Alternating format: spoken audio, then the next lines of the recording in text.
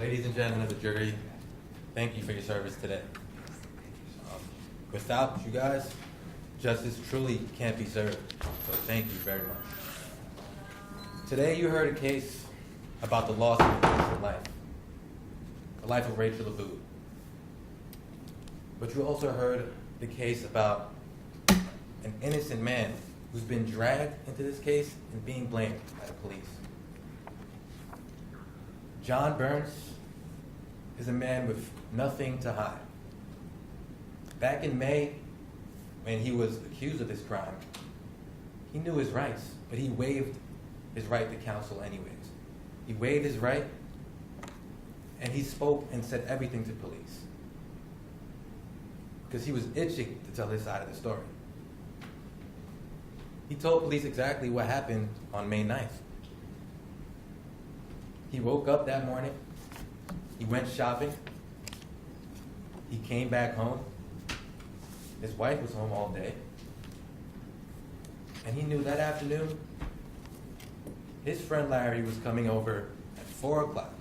They were gonna watch the World Championships of bowling, John's favorite sport, and he was gonna be watching with his bowling buddy Larry. And then the prosecution would have you believe another story of May 9th.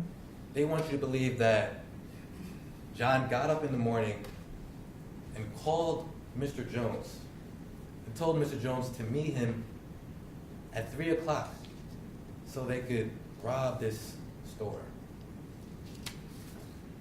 But this doesn't add up, because we know that at 3:30, John was home. We know that because Mary Burns picked up Larry's phone call at 3:30, where Larry was calling to tell John that he'd be running late and wouldn't be able to make it for their 4 o'clock show. So if John was supposedly meeting Mr. Jones at 3 o'clock, why was he still home at 3:30? And furthermore, why did he have an appointment with his friend for 4 o'clock? This does not add up. Today you heard from Mr. Lauren Jones, and the facts shown today that he just can't be trusted. Let's go through it. First, on the day of the arrest, he made a statement. He told the police that he didn't have any money, the government wasn't giving him any money, and he needed to do something about it. So he said he bought a gun, he got a ride to the store, and he tried to rob it. But then 3 days later, he changes the story. But in between that 3 days, guess who gets arrested? John Burns. The day after John Burns gets arrested, magically, Lauren Jones' story changes. Now, Lauren Jones is saying that John called him, John met with him, John gave him this, John gave him that. John planned this out, and John basically forced him to do this.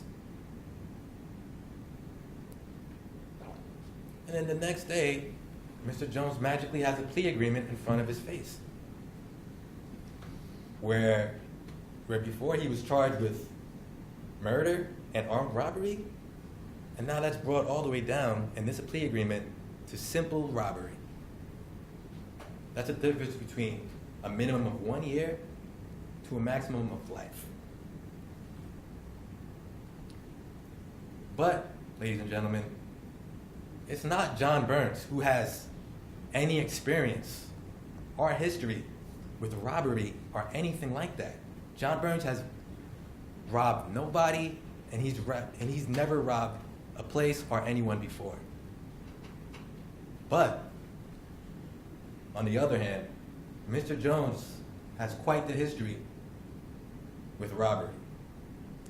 First, in 2007, he got kicked out of the Army for stealing crates of cigarettes. In that same year, he was arrested and convicted for robbery. Serves 5 to 7 years. He got out a few years later.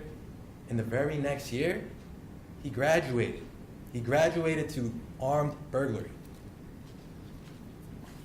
Served another 5 to 7 years. Until he finally got out last year. So like Mr. Jones said in his first statement to the police, he was broke, had no job, and the government was giving him no money. So what do you think he did? He resorted to what he knew best. John, on the other hand, John may be employed, yes. But John gets money the legal way. He gets money from the government. He gets his unemployment checks. He owns his home, free and clear. He does not have debt. And his wife works. His wife watches all the neighborhood kids every week. And she gets paid every week.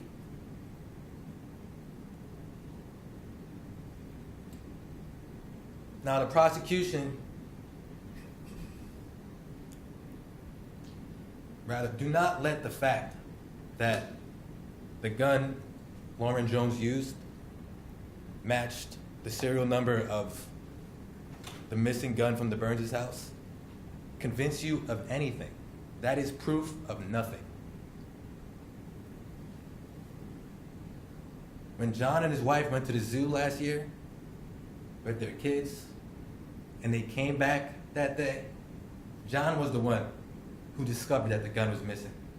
John was the one who urged his wife, was adamant with his wife to report the gun missing. Now, his wife might not have thought it was a big deal or important enough to report right away, but John knew better, because John knows if anything pops up, anything goes wrong, guess who's going to come knocking on his door? Because for the past 4 years, John has been harassed by police. They've come at his door with frivolous charges, and each time those charges have been thrown out. No facts behind it. So John knew that. So think about it. You know that for this time now, the police had a little bit of something. You know they were more than happy to show up at his door one more time. You also heard today from Mr. Ali Abu, the owner of the store, and the husband of his deceased wife. Now, Mr. Abu told you today that he doesn't know who was in the car. He doesn't know who was in the car outside of the store. He said he caught a glimpse for a second or two, but he was just not sure. He was not positive. Furthermore, on the day of the crime, Mr. Abu gave a statement to police, and he told police nothing about the man in the car. The only piece of information that is reliable from Mr. Abu was that there was a new black car outside of his store. Not a purple car, not a green car, not a yellow car, not shiny rims, anything like that. A new black car. I'm sure that each of you know many people with black cars.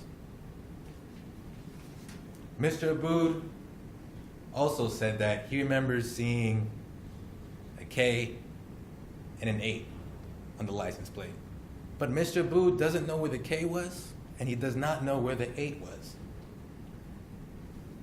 This literally leaves thousands and thousands of cars just here in Nita City and puts those cars at the scene of the crime.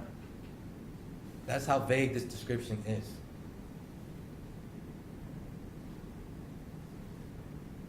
John never cased this store before. John today told you he's never been to Abu's IGA. His wife has never been to Abu's IGA. And furthermore, Mr. Abood has never seen John a day in his life because he's never been in the store. Now think about it again. If someone were planning to rob an establishment, store, a bank, wouldn't they at least have stepped in the store one time, twice maybe, possibly three, to go inside, to see where the register is, to see if there's any exits, to see if there's any cameras? This never happened.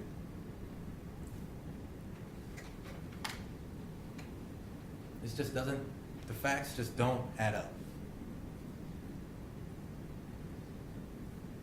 Now today, the state brings 2 charges against my client, John.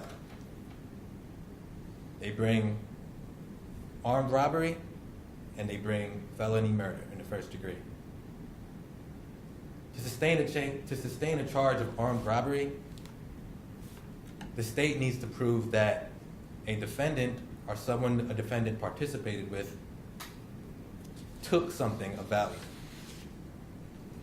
And they must prove that beyond a reasonable doubt. Well, John was not a participant in any of this. And furthermore, Mr. Lawrence Jones, tried to rob the store, but he didn't get anything. He didn't take anything of value. It was an unsuccessful attempt.